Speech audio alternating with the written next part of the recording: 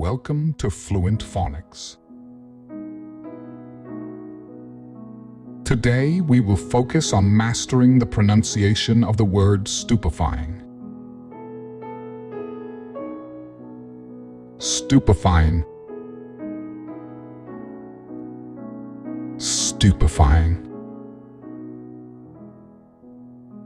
Stupefying.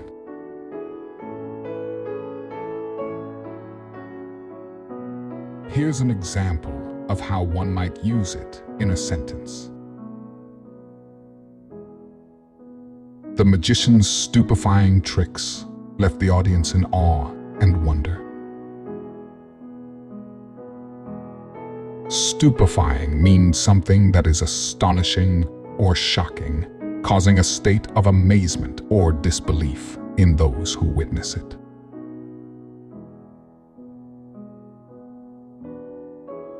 Thank you for your time.